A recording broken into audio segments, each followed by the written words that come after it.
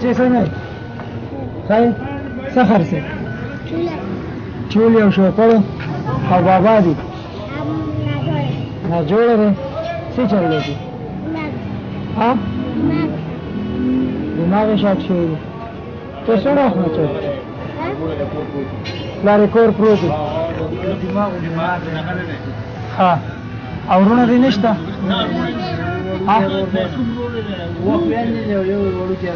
اووه خوریان یې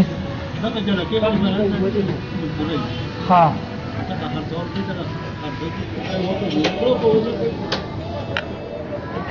دې نه مخکې تاسو ورته وایي بله خور نو هغې بلې خور یې خرڅه وسو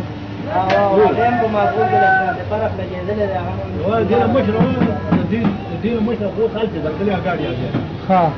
او یوه دا ده یوه د ځینو مشر ورونه هغه ناجوړه ده هغه هم ناجوړه ده کور ها او هغه یوه د ګاډي خوند ده ته څومره وخت نه واچولې خرڅې ها دا د حالاتو نه وروستو کې بندیان بس هغه پلار یې پرېوتی دی که د کور ټول بوج په دې ماشومې دی نو په دې ماشومانو دی سکول ته نه ځئ بچو ولې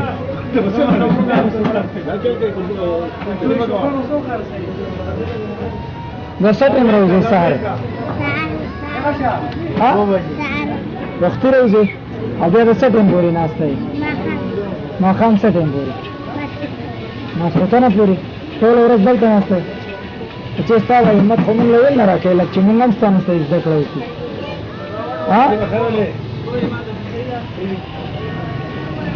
په لاس کې یې نیولې بېلورې دی ژوند یې هم د لوبې سره دی عمر یې څه دی زیات نه زیات څه کاله عمر دی بچو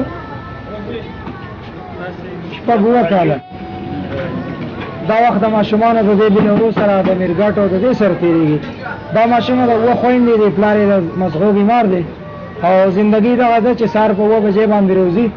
او ماسخوتن اووه اته بجو پورې وایي چې دا چولې خرڅی ځکه چې د کور ټول ماحول او کوم سیسټم چې چلېږي هغه د دې بچی په سر باندې دی نور څوک یې د ګټې وټې نشته څوک یې د مزدورۍ نشته چې څنګه یو تنظیم دی اخلاص که نه هغه مسافر ټول د خپلو بچو د رزق نه یو نونی رالېږي هغه یې داسې خلکو ته ځان نه رسوئ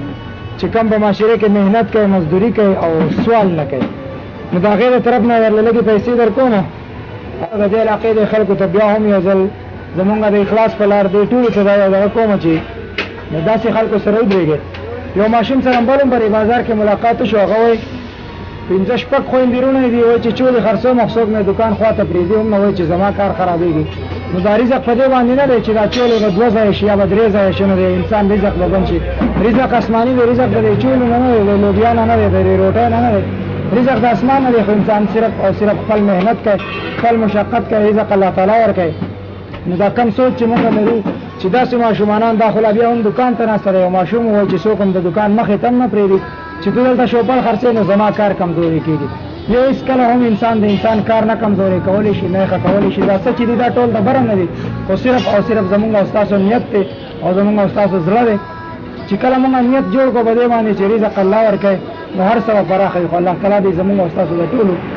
نیتونه داسې کړي چې مونږ یوازې د خپل سوچ د خپلو بچو د خپل کور نه راوځو او د داسې خلکو دپاره هم سوچ وکړو د داسې یتیمانانو بچیانو دپاره هم سوچ وکړو نو زمونږ او ستاسو دا ژوند هم ډېر د رڼاګانو سره به شي خو چې کله مونږ داسې خلک مخ په وړاندې نه بوځو نو زمونږ او ستاسو زندګي به هم تل عمر داسې په تیارو کې وي رنګ رنګ د بیمارو سره د رنګ رنګ مسلو سره هغه سره مونږ مرستې نه کوو نو هغه کم چې د دوی حق زمونږ سره کېږي هغه مونږ دوی ته نه ورکوو نو هغه الله تعالی زمونږ او ستاسو نه به بل لاره ورسوي کیمرامین مراد سره الیاس سهار الله ورکوي اجازت د الله په امان نو چې دا پیسې واخله ښه صحیح شو چا چې رالېږلي خلکو ته ډېرې دعاګانې کوئ ښه او څنګه دعا به ورته کوي